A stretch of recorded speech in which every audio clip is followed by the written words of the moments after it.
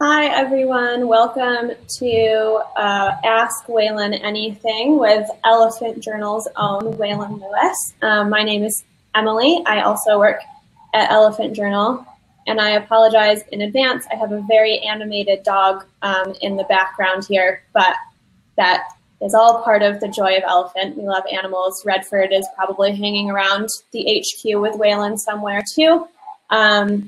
So before we dive in, I'm going to have Waylon lead us in a bow. Sorry, couldn't hear that because of the crazy dog. Haha. Okay, so welcome everybody. This is pretty cool. Are we on Facebook as well? Molly is setting it up on Facebook now. That'll be about 30 seconds. Okay, great. So you all can comment, ask questions in the sidebar. If you haven't yet, please say where you're from. It's pretty cool to see people from all over the world, quite literally. I am coming to you live from Boulder, Colorado, and Emily is in Edinburgh. I'll be back in Edinburgh in a couple weeks. Right, she's going back to Hogwarts in just a little bit. Okay, so take a great posture. We'll begin with the Buddhist bow. How's that? All right, so take the best posture you've had all day, Wonder Woman, Superman, and then relax. So it's not rigid or uptight. And with friendliness and respect, think about 280 folks who have pre-registered here for this hour of training in mindful career and other good stuff, I'm sure, whatever Emily tells me to talk about, basically. And with friendliness, give it away. Okay. All right. Thank you very much for that. Okay, so today, obviously, we have Waylon here with us, and he is here to answer your questions about pretty much anything. It's an Ask Waylon Anything, so you can throw us some curveballs if you would like, but we are going to try and focus on mindful communication, right livelihood, which we can explain a bit about in a minute, and saving the world through words while making a living. So it's about doing both of those things. You don't have to choose just one. So a little bit about Waylon before we start. He is the founder and CEO of Elephant Journal. He is the host of Walk the Talk Show, where he interviews hundreds of amazing mindful guest stars. They cover everything from Buddhism and meditation to poop and how that is environmental and fun. And that's probably one of my favorite talk shows ever. I highly recommend looking that up. Waylon, do you know the name of the, I don't remember either, but we can probably put that in the sidebar for you to find. Waylon has also been named #1 in the US on Twitter for his green content.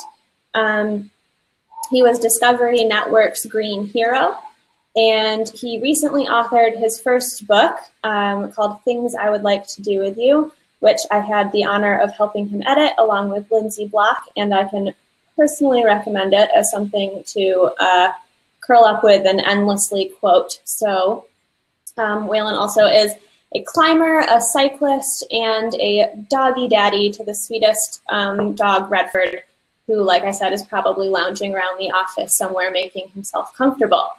And finally, Waylon is, well, not finally, Waylon is many more things than a list of bullet points, but inside Elephant Academy, Waylon leads the weekly meetings for us every week, along with either myself or Kenny or Molly or another one of the Academy teams. So if you join us in Elephant Academy, you can hang out with Waylon every week, and it's a pretty fun time. Speaking of Elephant Academy, if you keep an eye on your emails after this event, we do have what we think is a pretty amazing gift for you. And yeah, keep an eye out for that. It will tie into Elephant Academy, and we think it is pretty amazing. So keep an eye on if you're watching the, are you on Crowdcast? No. Sorry, just a bit of an echo. Oh, I don't hear it over here. Nope, I'm fine. Okay. Well, I think I know what you were going to say there while you work that out. Please. If you're watching the event on Facebook and you did not pre-register for Crowdcast, that is okay. If you submit your application to Elephant Academy, just tell us in the box that says, why are you applying, that you watched Waylon's Ask Waylon Anything. And it does sound like, it looks like a couple of you guys are seeing the echo too, so we can try and work that out. Okay. Figure it out. So yeah, if you're joining from Facebook, that is okay. You can still get our gift at the end of the event. Just tell us in your application that you tuned in for Waylon's Ask Waylon Anything, and we will get that sorted for you. Okay, so to get things rolling, we are going to do a quick speed round of questions for Waylon. So if you have any questions that you would like, just silly questions, anything you want to know about Waylon, he'll have about 5 seconds to answer them. You can throw them in the chat where you all are introducing yourselves, and we will take care of that for you, and we will get those asked. So, Waylon, how are you doing over there? Are you ready for speed round, or do we need a minute? You're muted. I'm just hoping echo went away. Okay, we're good. Okay, perfect. Cool. So if you have speed round questions, please put them in the sidebar and we will get rolling. So Waylon. So on the speed round questions, put them in the sidebar. If you're in Crowdcast, if you're on Facebook, we'll get them over here. And yes, please really ask something you want to know. The focus of today is about right livelihood, how to do well and do good, not just do one of the two. Emily. Yes, and speed round questions, I think it's okay if they're a bit sillier, but yes, when we dive into the actual questions, when we dive into the big questions, try and keep those focused, but we will cover as much as we can. It's called Ask Me Anything, so you can ask anything you want. I may not have an answer for you. Okay. All right, so speed round. Waylon, you have as quick as you can to answer these questions for us. What was the first thing you did this morning when you woke up? I think the very when I got up was I sat up in bed and I have a view of the Flatirons from my bed and my big tree house. And right in the morning, there's a sunset that reflects on the mountains. So they're all pink and orange. And I looked at that for a little while and that helped me actually get up instead of going back to bed. What is the most precious thing in your wardrobe? Most precious, like if there was a fire in my house, what one piece of clothing would I grab? Yeah.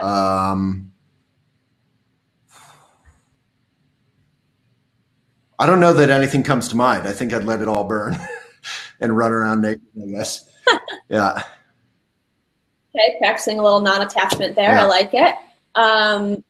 What is your favorite yoga position? That's a question from Facebook. My favorite yoga position? Pose. I mean, probably my favorite yoga position is what I basically do first thing in the morning, which is doing a twist, kind of horizontal to the ground. And it really just helps my back and neck open up, which is really helpful when you make your everyday living on the computer. And we all become kind of T-Rexy, so it helps my shoulders and my neck and all that open up. Okay, from Mike in Crowdcast, what is the favorite thing? What is the funniest thing Redford has ever done? I mean, this isn't very politically correct, but the funniest thing he's ever done, which he's done twice, is somehow I think he's found some alcohol. I'm not really sure how. Not mine, but in a park. It has happened twice. And the first time it happened, I actually was pretty freaked out. He was literally like staggering from side to side and running around, barking at himself in circles, just being so weirdly drunk and odd. And I was actually kind of freaked out because I didn't know if it was really bad for him or what would happen, where he got it. But then he just fell into a deep slumber back at my house and was fine. And that happened again like a couple years ago. And those were like pretty hysterical moments in the context that he was okay. So yeah. Okay, we have a writing question that you have to answer quickly. So do you have an end in mind when you are writing? That's from Ellen in Crowdcast. Do I have an end in mind? Yeah. Not well, is different with fiction versus nonfiction and all that. But generally, I have an arc, an overall story arc. Am I supposed to be answering in 5 seconds? Yeah. Sorry. Well, so basically, not really. I'm much more into kind of an organic unfolding. Okay. From Juana, if you could be an animal, what animal would you be? Well, I would say tiger, except tigers are getting hunted mercilessly to death and being kept in tiger farms for their bones in China and losing their territory. But I love tigers, ironically, given that we're Elephant Journal. Okay, we'll do just a couple more speed round questions, and then we will dive in to, yes, Fabi, we do have some questions from before the event started. We have those all a bunch of questions. I'll be 5 seconds each. Go nuts. Okay. When do you meditate? First thing in the morning, last thing right before bed. What is your favorite song to sing in the shower? I have a whole bunch, but most of them were taught to me in childhood, and Loch Lomond, I think, Lomond is one of my favorites. Oh, you take the high road, you know, anything kind of that you tell. Where would you live if you didn't? Go ahead. Where would you live if you didn't live in Boulder? If I didn't live in Boulder, I would love to be around great architecture and history. A city like Paris or whatever. Obviously in the US, Portland or anywhere that's super bike friendly, New York City. What are you afraid of? What am I afraid of? I'm afraid of a lot of things. I'm pretty insecure often. Well, to follow up with that then, what is one thing you love the most about yourself? I think I genuinely care about people and am decent and honest. Okay, and final question, what is the experience that you would relive if you could relive any experience in your life over and over? Probably like everyone here, First Love, which I actually just wrote about, is such a great experience. It's like a huge, wonderful drug that makes you fall in love with the whole world. That right. Or, you know, eating nachos at any time. I would second that one, I think. Okay, thank you for that speed round. Thank you guys for all your fun questions. Okay, so now we are going to get into the slightly more focused portion of this Ask Waylon Anything. And like we said, we are, you can ask whatever you want, but we are going to try and keep it focused on writing, on mindful communication, and on right livelihood. So I guess maybe before we start, Waylon, do you want to tell us what right livelihood is? Yeah, so in Japanese it's called ikigai, but in the Buddhist tradition that I grew up in and was trained in, and my parents were students and now teachers in, is the notion, which is pretty universal, that ideally and practically, we need to find a career path where we are doing something we're good at, something that is of benefit, something that can pay the bills, and something that we love doing. So it's that simple and it's that hard. And the notion is not selfish merely. It's not just for me or you. The notion is that if we all did those 4 things, we wouldn't be exploiting the world to pay our bills. We'd be in harmony with the world and with society, with others. So some people in the West call it triple bottom line, which is, you know, good for me, good for you, good for the planet. And you, in your history, have sort of shifted from all kind of related work, but your education was journalism primarily, and then you did some book publishing, you did the print magazine, online magazine. So how would you say that you kind of found your way to your right livelihood? Yeah, it's a good question. So yes, I have, I studied journalism at one of the best journalism schools. I thought I was going to be like a travel writer, just get paid to travel around and write stories about it. And I started doing that. And then very quickly I realized I loved having great mentors, but I hated working for other people. I just was awful at it. And, but I learned a lot in working for other people. So it was kind of a painful but necessary mentorship with different businesses, one of which was Shambhala Publications, wonderful company in books. And then I started this magazine.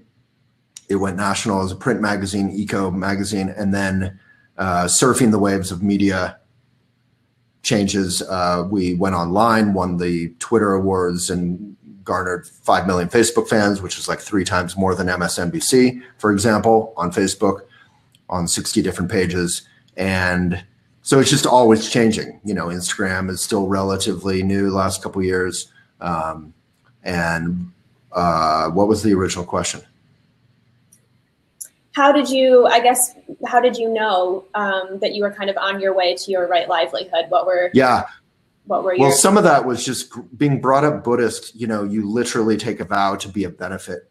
And I always wanted to be of benefit. I always wanted to have my own business and be big and successful and make tons of money.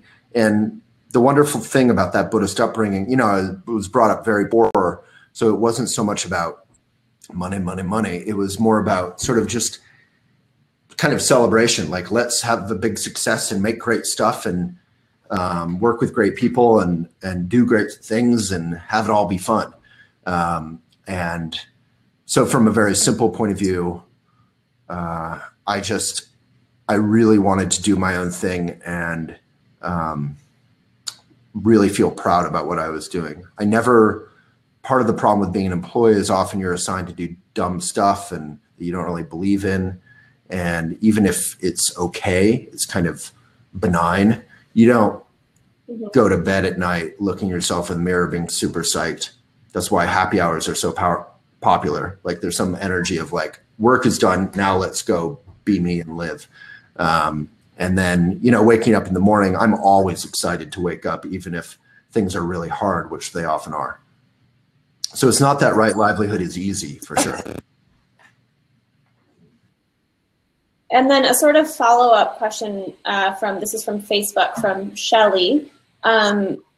She asks, help us take the first steps from transitioning to a typical job to a mindful career where you're fulfilling your right livelihood. So I guess, what would you say is kind of is the first step to quit your job? Is it to start looking for other things? Is it to identify your passion? What would you say are the first steps to finding that path? I mean, so there's the practical level of if you have savings, if your parents are supporting you, if you do a Kickstarter and you transition using kind of crowdfunding, which I really recommend for those who, like myself, didn't have that amazing platform or Indiegogo or any other one.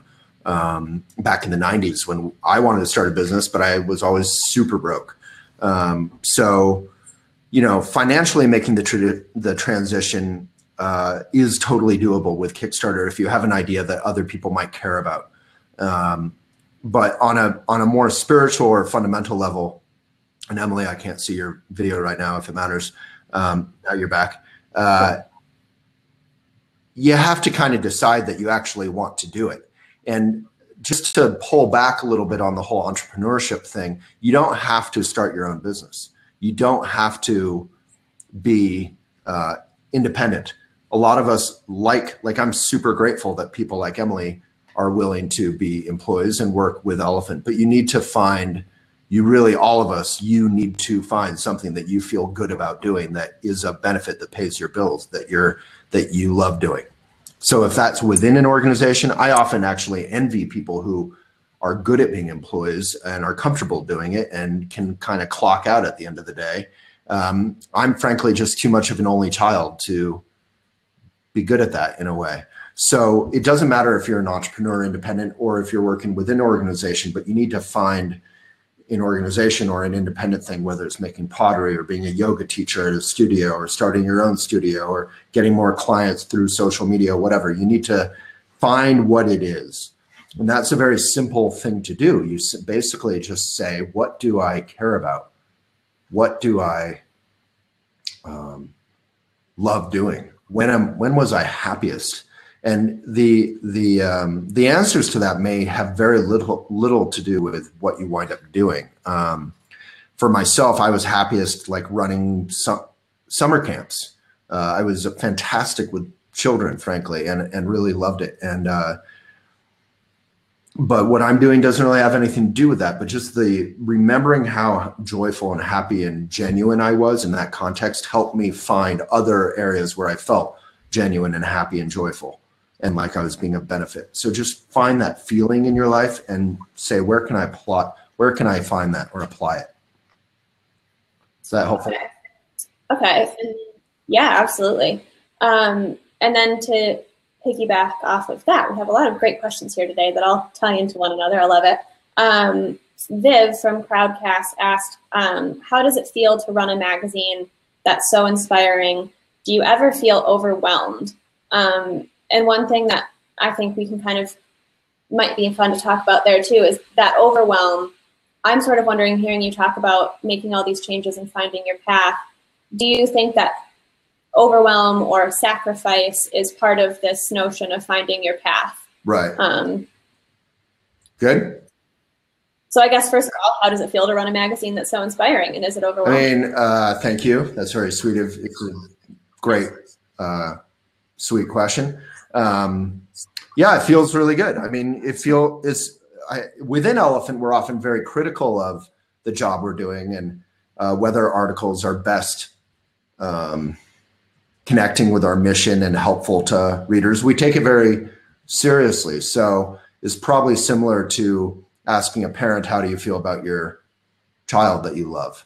And so, yeah, you feel proud, you feel happy, but it's also a ton of work and it's never ending and you can't really ever rest in your laurels. But there is this quality, like I said, of going to bed feeling genuinely good and waking up and being excited to go to work, even if it's awful and challenging and I'm angry or upset about something, you're still happy to go to work. It's like it's like love. It's an unconditional feeling. A conditional happiness to get up is not going to be right livelihood, because we're all happy to go to work when things are great. And we're all unhappy about going to work when things aren't. But if you love it, fundamentally, it's like the waves of the ocean might be up and down, but you're down here just in the goodness. And what was the other part? Do you think that, well, yeah, I think you just answered it with your wave analogy, but do you find that sacrifice or overwhelm or things that we might typically associate as being kind of negative go hand in hand with that transition into finding your path? I actually just shared a quote about that on Instagram. I don't know how quickly I can find it, but something about overwhelm being natural and good sometimes. I basically, let me see if I can find that really quickly, because then I don't have to think for myself. I can just read something.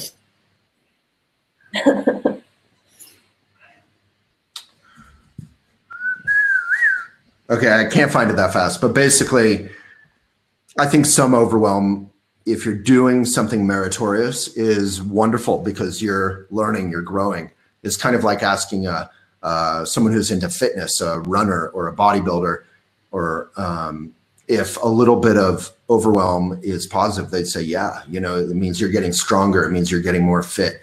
There is this notion that in new agey spirituality that stress is bad. Stress is not bad. Stress is stress. Stress is hard. It doesn't always feel good. But if it's stress for a positive thing, it can mean that you're growing and expanding and it's just uncomfortable, growing pains. If you're getting stressed out by your stress and you're just freezing up and you're in a state of stress constantly, that is unhealthy. And that is what people are talking about when it's bad. But stress can be breathed through. Those of us who do yoga, when you're in a tough posture, what do? You don't freeze up, you don't fight it, you don't run away, unless you need to. Be gentle to yourself, but you breathe through it, right? So yeah, I think some overwhelm is positive and good. it means your cup runneth over. But consistent overwhelm is probably a bit stressful, and it's not good to live in a state of stress. And one thing that you talked about, Waylon, is you liked having great mentors. And I know that we all consider you a great mentor. And at the Academy, we have even more great mentors who join us in the weekly meetings. But one of the questions from Crowdcast, from Joey on Facebook, is how do I find a Buddhist mentor? Or I think you've opened that up to just a mentor in general. How do you go about finding somebody you work well with and who can inspire you and mentor you? I mean, I kind of talked about like hunting mentors. Back when I was young, I would find people I admired and I'd literally just go up to them and be like, you know, whatever, can we get lunch? Can we, whatever. And often I'd wind up working for them. But I was very comfortable with that for some reason. I think, you know, I just growing up, not particularly having a father in my life, I was very excited about finding men and women who could kind of save me some of the learning the hard way, you know. And a lot of mentors, a lot of my best mentors, a lot of my worst mentors were amazing at what they did, but they weren't good at being mentors. They didn't care about training someone. They didn't want to invest that time. And I am proud at Elephant, myself and Dave and others here really spend a lot of time mentoring and teaching people. I hope that's a generational shift where more leaders are see the value in training and investing in the next generation. Yeah. Yeah. So you think so outreach, I think that sort of confidence and drive to reach out and find those is an important step. Yeah, you are echoing a bit. It's getting a little metallic. Sorry about the sound stuff, guys, but it's technology. It's never perfect. So yeah, I think, you know, find mentors. If you want to find a Buddhist mentor, there's Shambhala centers, Shambhala, in almost every city in the whole world, or you can find whatever Buddhist community you're connected with. I have a meditation instructor I see regularly, and they're kind of like therapists, life coach, and meditation teachers all in one. They don't view you as a project. They view you as a human being with respect and friendliness. So I love that, and it's super valuable. That's actually free at Shambhala centers. But mentor, you know, whatever it is that you love, like seek them out. And if they're not interested, that's fine. They're right. They might be busy, you know? Okay, I think we're going to shift into some writing questions here. And writing is one of the months of focus that we have in the Academy. So we do have much more info where that came from in Elephant Academy. But we have a lot of questions that are similar. So there's one from Claire, one from Allie, one from Chris. So I'm going to try and consolidate those a bit. But the first part is, where do you start? How do you find your inspiration? How do you know what's worth writing about? Yeah, I wouldn't overthink it. I mean, it's sort of like saying that question is a great question, and everyone wants to ask that question naturally. But that question is analogous to me to saying, like, what are you going to talk about with your best friend when you meet them at the cafe or the bar, right? It's like, I don't know, but I'm going to talk about whatever's interesting and going on in my life. So instead of, too many of us view writing as this big project, like building a house. But instead, you should view writing as, you know, as the Zennies like to say, chop wood, carry water, like do a little bit every day, all the time. So instead of building a whole house and cutting down a whole bunch of big trees before you kind of know what's going on, just chop some firewood every day. So in my case, I blogged probably 1, 2, 3, 4, 5 times a day, every day for years. And I just knew that at some point I would hit on a subject. It wasn't even conscious. I wasn't planning on writing a book exactly. I wanted to, theoretically, but I just kind of waited.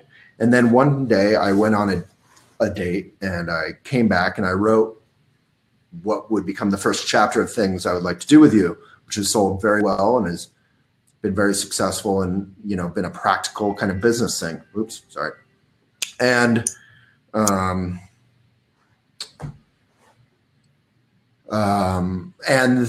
the reaction to it was something I'd never experienced. The reaction was so enthusiastic that it clearly touched a nerve, this notion of relationship, commitment, the Buddhist view of love. What the hell do relationships look like in 2017 or 18 or 16 or whatever? With equality, without the fixed gender roles we'd all been brought up, without this "you complete me" notion.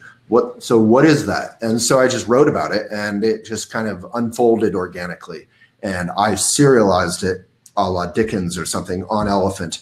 And therefore you, the readers, really helped me know if I was on the right track or not. So that's a lot of that is applicable and accessible for anybody. And I recommend a lot of that highly. And I teach about writing a book independently, printing, eco, shipping and selling without Amazon, if you so choose. It's totally possible, or without relying on them, and making a lot of money, as opposed to, the conventional publishing world will pay you 5-10% maybe of the cover price. You won't have control over the edits or the title of your own book or the cover. It'll be plastic coated, which I don't feel good about. So anyway. Yeah, and that leads right into a couple other questions we have from a handful of folks who are with us, which is, how do you, in an authentic way, in a way that doesn't feel too PR-y or self-promotional, how do you get your work out there? How do you connect and sell that writing and make a living by doing that? Great question. I love answering that one too. PR marketing, like join Elephant Academy. It'll be awesome. It'll change your whole life. You suck. If you join us, you'll be amazing. For only $5, guaranteed. You will, all that kind of blah, blah. It's awful. It's not acknowledging the recipient, the human being, as someone who is fundamentally good and respectful. And it's not respectful. It's trying to get money. It's not good. So that's one extreme. The other extreme is like, kind of Eeyore in Winnie the Pooh, like, oh, I wrote a book and you could read it if you had nothing better to do and you're desperate on a island and it were free and I'd never done anything good. And, oh, forget it. A study just came out that false humility, it was on the front page of Reddit actually, like false humility, the whole humble bragging thing makes people dislike you more. I think that's delightful. I think you don't have to be overly humble. You don't have to be overly arrogant. You can just say things as they are. And you just be genuine. And, I'm really good at some things. I'm awful at a lot of other things. Like, just be frank, just be honest. So when you communicate, you visualize, whether it's Instagram or Twitter or whatever medium, that you're talking to people, because you are, to human beings. So you're not trying to A/B test your message all the time. That can be super helpful, that kind of tail wagging the dog stuff. But you're just trying to genuinely communicate. And if you have something to offer that's helpful, you can say that, but don't sell it. Stop talking about people as consumers or clients or whatever. Talk about them as human beings. Like we call our readers on Elephant Journal readers, because readers are human beings who read. We don't call them consumers or users. A lot of the tech world calls, their customers users, which is very similar to, drug dealer, right? Mm-hmm.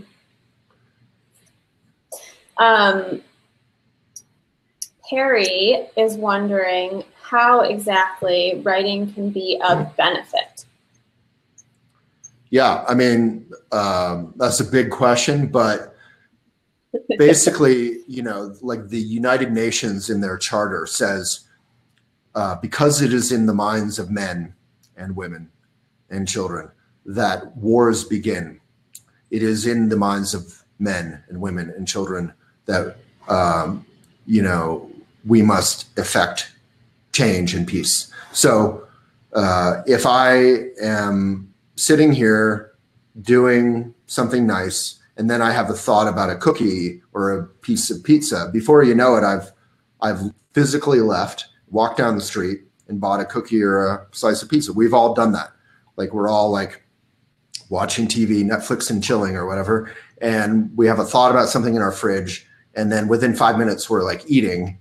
We didn't even plan on it. We didn't even really consciously think about it. It's just our lives are often run by our minds. That comes down to mindfulness and meditation and being present and acting based on reality and based on goodness, not on kind of habitual pattern.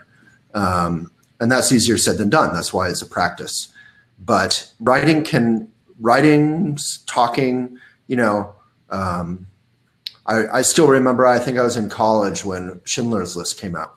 And I'm still grateful to that movie, because the notion that millions and millions and millions and millions of people would line up and go out on the town to watch a 3-hour black and white movie about the Holocaust would sound ridiculous to people who are trying to sell and profit and la, la, la.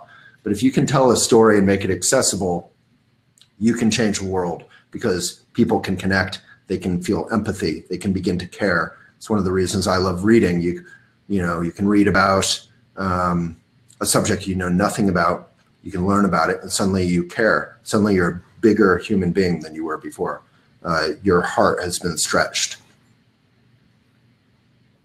Yeah, so a lot of that sounds similar to what you're saying about getting your work reaching as many people, is really considering that the human aspect, the connection, finding that way to speak to the person who you're either writing to or playing music to or what have you. And Valeria, who is in Crowdcast with us, is a musician and songwriter.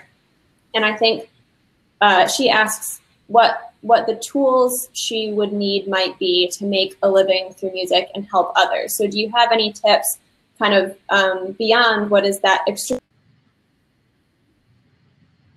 the human connection, some practical tools that people might use to be able to make the living, to reach people, get their passion out there in a way that's of benefit? Yeah, a lot of this is timeless. I mean, it's the tools that we teach in Elephant Academy are tools that can apply to any, I think, any career or hobby or path of, you know, labor of love. So if was she a singer, songwriter? What do you say? So, you know, what you need is you need people to know about your stuff and hear your stuff, and then, you know, it's up to them and it's up to you to make that connection. Oh, hey, I love that song. I'm gonna buy that album or whatever. And to get that attention, you know, the timeless part is it's just like being a band in a garage, right? Like you connect with your local community, you get them to show up in your garage, you play some songs, everyone drinks some beer, you have a good time. Or you go to your local cafe, theater, stage, whatever, and you play and you get people to show up.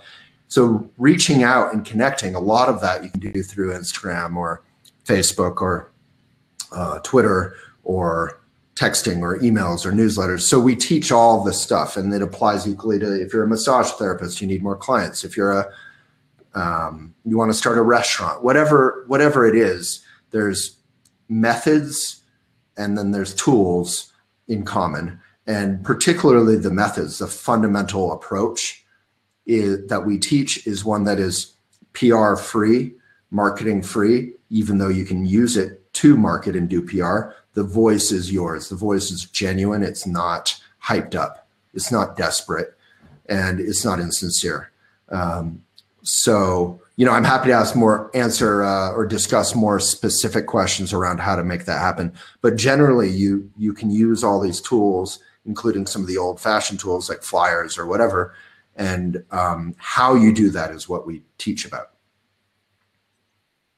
That's actually, I was going to say, do you think we have shifted into a time where social media is a necessity in creating this sort of this right livelihood path, or do you think it's still possible without it? Have we gone beyond the community flyers in the coffee shop? Yeah, no, there's nothing wrong with flyers in the coffee shop kind of thing. But we're definitely, you know, who is it? Chance the Rapper. We're seeing people get famous, be successful without the backing of some big studio and a whole bunch of, you know, slightly overweight white men, right? Like you can actually just make it happen for yourself. And that is why this is such an exciting time for Right Livelihood, for, you know, with all the tools we've been given, and I call them tools for a reason. Don't let Facebook use you. Don't let Instagram use you. When you have content to share or something to share it on your own site, share it in your own thing, and then share it to those social media and tie back to your own thing. So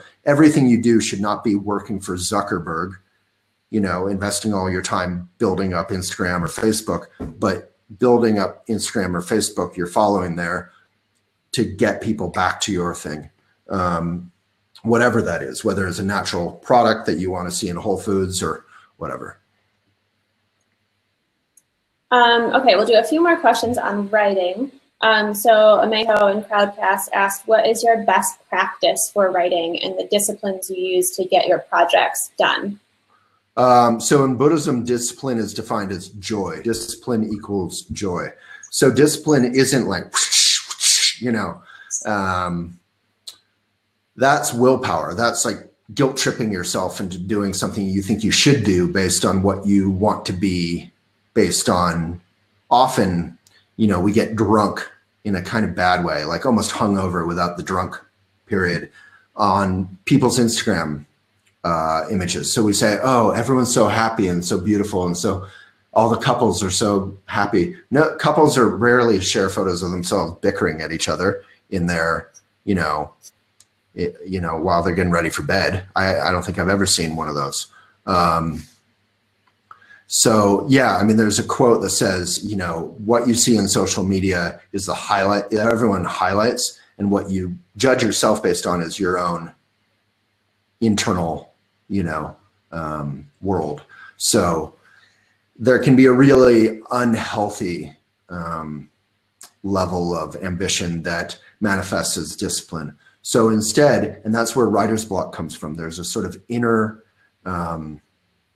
goodness in yourself that says, no, no, no, I'm not going to do this. This is aggressive. You're guilt tripping. You're pushing yourself into doing this stuff. So instead, just relax. And again, that's where meditation, the mindful life, is our slogan, has been for 16 years now.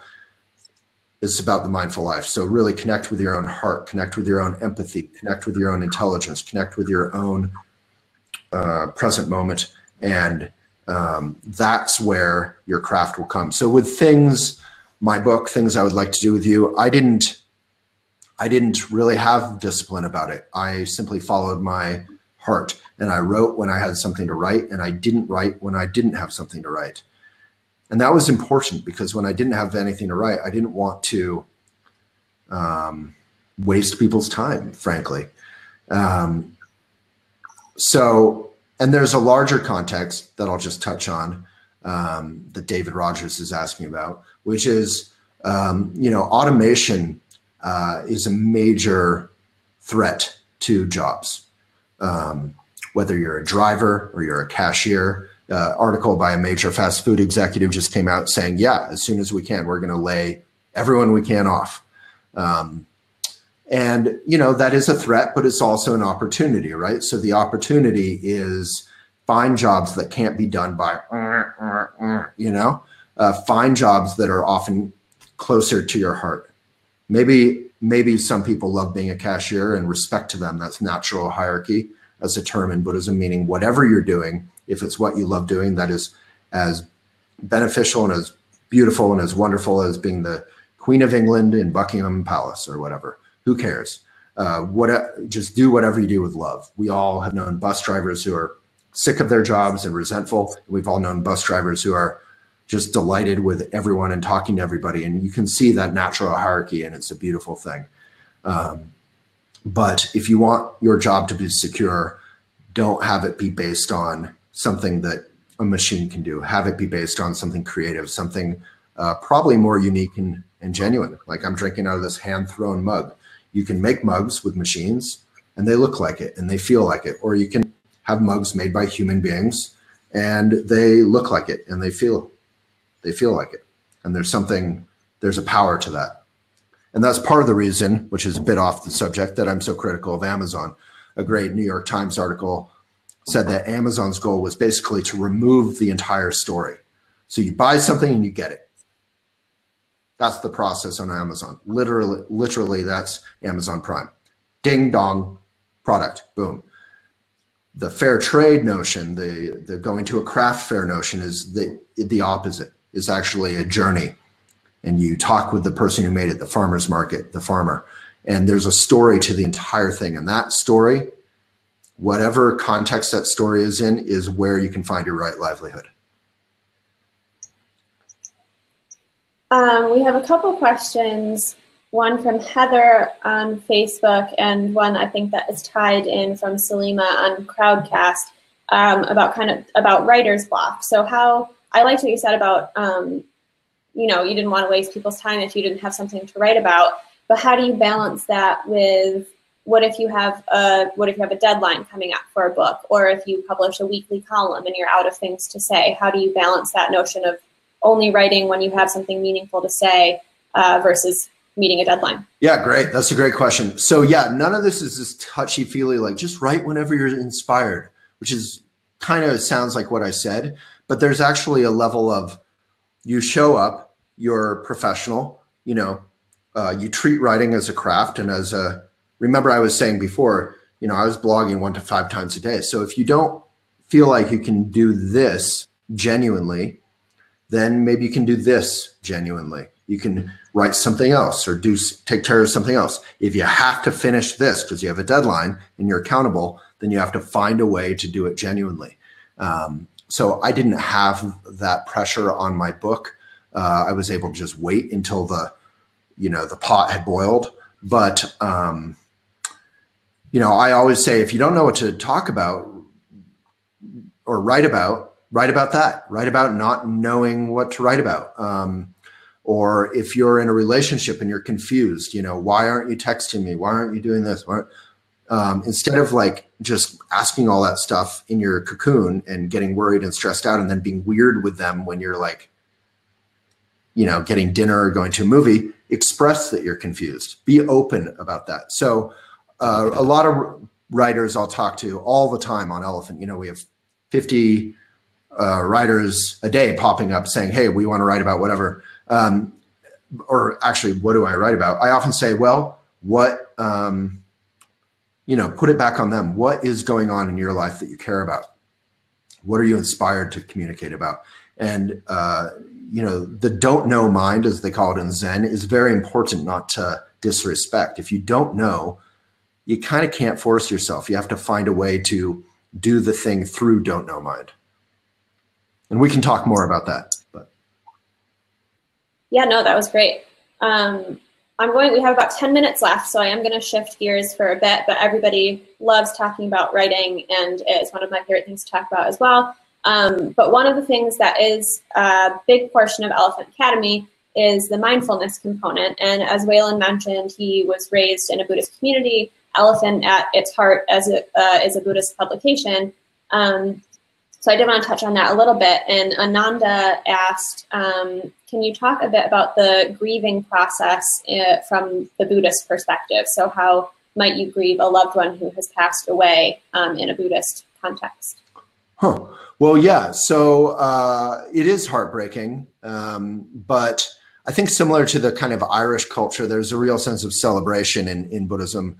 When I was a kid, and people would die in the community, there's an open casket, to say the least. I mean, they are not made up. They're not injected with formaldehyde or anything. They're not made to look this weird kind of wax version of beautiful or lifelike. They're just dead and they're lying there in a casket or whatever. And there's flowers. And so you're really honoring their life. And it's kind of like, is it Jerry Garcia or Dr. Seuss? I can't remember, but you're sad that it ended, but you're grateful that it happened. You go through this puja, you go through this chanting and meditation where you actually burn a photo of them And it's not out of anger or anything, obviously. You're burning it in act of letting go of your attachment. The notion is that your attachment can actually hinder their ability to kind of pass and through a transition to whatever is next. So it's beautiful, and you should take the time to grieve and to honor your own loss, sense of loss. But at the same time, remember to, don't forget to celebrate who they were. So there's probably a lot more of that, more on that on Elephant. If you search Buddhist funeral, Sukhavati is what they call it in Buddhism, in Tibetan Buddhism. But there you go. And how might you apply, I think it goes without saying, of course, that you don't have to be a practicing Buddhist to write for Elephant, to join Elephant Academy, to do anything like that. But how might you apply some other Buddhist principles to this context of finding your path to beating writer's block, to doing any of the things that we've talked about today? Well, meditation, yeah, is sort of the fundamental core of Buddhism. There's a set of teachings and values that are very Henry David Thoreau-like in Buddhism all around it, and they're incredibly helpful and fun. I recommend everyone here read Pema Chodron. She's on Elephant. She's in books by Shambhala. But meditation is helpful. A lot of us try to do things out of some kind of immature but cute sort of ambition. But it's not, but the expression of that isn't genuine. I remember once when I was like 18, I think I'd been reading a lot of Jack Kerouac, and I was like performing at the end of a month-long meditation retreat. And we had this like banquet, and everyone would like offer something and like do a little performance or poetry reading or whatever. And I got up and I did this like spontaneous poetry thing, but really it was just this like hyped up like Xerox photocopy of Kerouac. And the cool thing is I had just been meditating for a month. So my mind was so relaxed that within 10 seconds, I went from this hyped up, weird Kerouac-y kind of poetry thing to just relaxing and just expressing myself. And I could feel it change from being this sort of hyped up thing that wasn't really genuine, even if it was well-intended, to just being genuine and really looking at people in their eyes and really connecting with people. And that looking people in their eyes, whether you're a writer, whether you're doing PR marketing, Instagram, whatever, really trying to connect genuinely with people like yourselves is pretty much the key to everything. And now you don't have to do the academy. If you can just connect with people genuinely and focus on that and come back to that, it'll all work out. Tess from Crowdcast says, I'm a single mom taking a self-subscribed sabbatical from my safe zone. And she is now beginning the scary, slow process of finding her path before she runs out of money. Right. Would Elephant Academy be a good investment of my limited time and funds at this juncture, and why? I mean, it kind of depends what you're going toward. If you can say more like what kind of career, what do you want to do to make money? That would be helpful. But yes, I mean, if there is something and I take that very seriously. My mom was a single mom. I would never waste a single mother's money. I'm actually doing a fundraiser, I got restaurants locally to donate free meals to single moms in Boulder, and I'm doing that right now. So I honor your role as a single parent, whether you're a dad or a mom. Yeah, I think Elephant Academy is very deliberately very affordable. $850 may sound like a lot to some people. You can also audit for $250. It's a lot cheaper. You know, other programs are $1,200 or $4,200. And we're actually live in the field. Stuff is changing every day. If Instagram algorithm or Facebook reach has some switch, we know about it literally within an hour. We're freaking out and we're adapting and we're communicating to one another, and then we're rocking the next wave. And that's how we've been a print magazine, and then you know, live talk show series and a video series and a website, you know, surfing all these changes.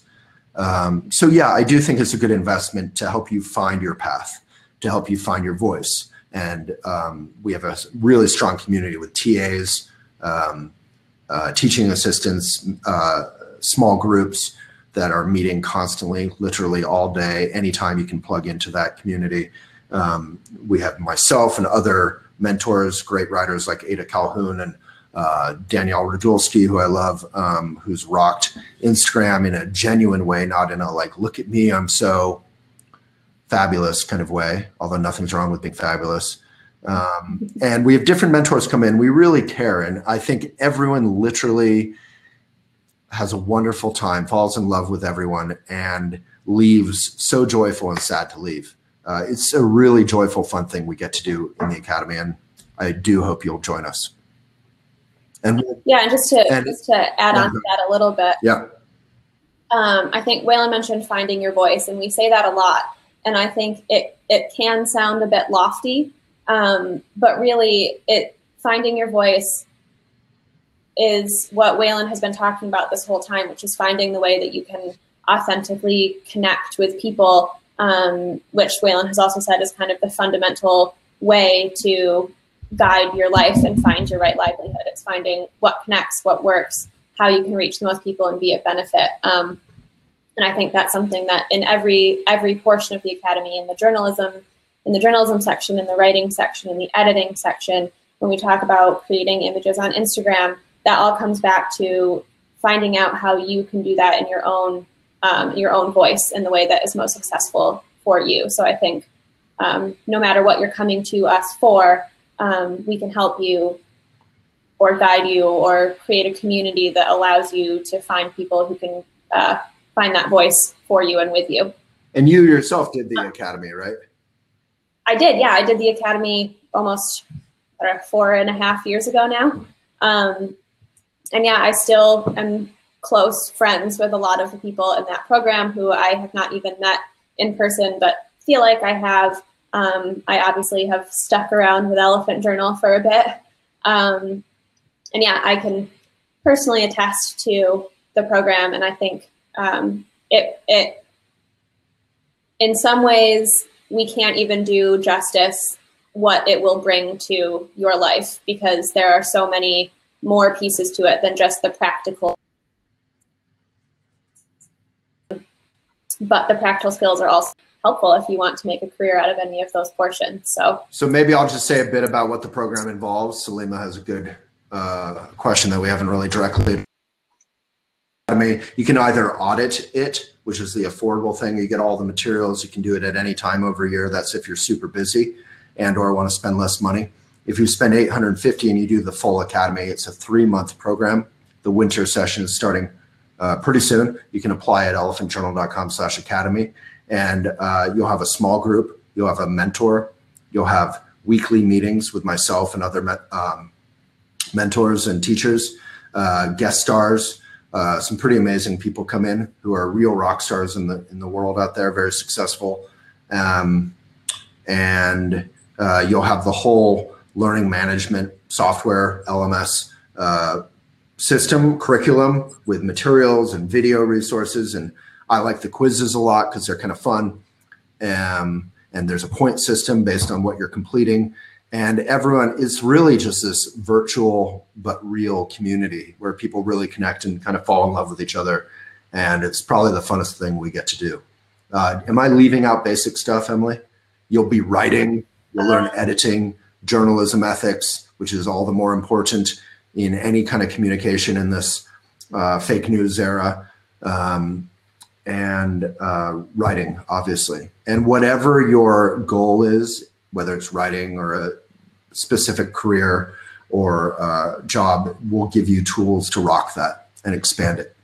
You can audit at any time. You can join today, you can join in a month, you can join in 5 months. The Elephant Academy, doing the full thing, happens 3 times a year. The winter session is the next one coming up, and I do hope you'll join us. It'll be fun.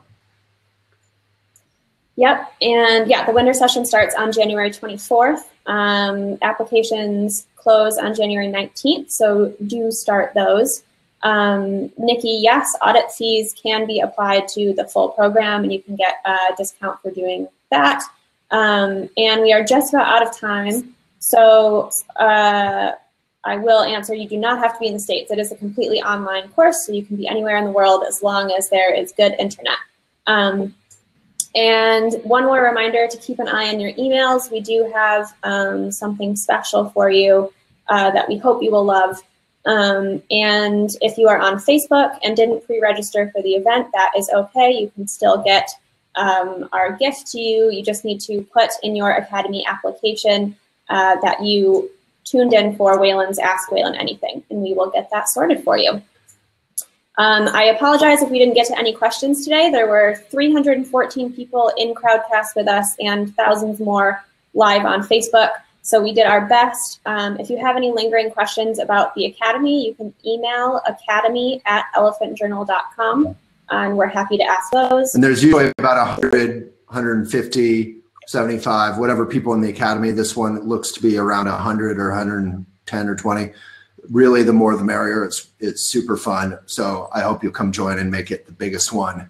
And if anything, you'll be overwhelmed with the awesome stuff that we're sending your way, teachings, training, community.